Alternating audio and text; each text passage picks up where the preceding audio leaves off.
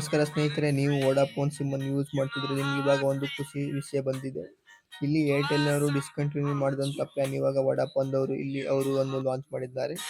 Airtel ಅವರು 299 ಮತ್ತೆ 319 ಮತ್ತು 579 ಪ್ಲಾನ್ ಅನ್ನು ಇವಾಗ ಸದ್ಯ ಡಿಸ್ಕಂಟಿನ್ಯೂ ಮಾಡಿದ್ದಾರೆ.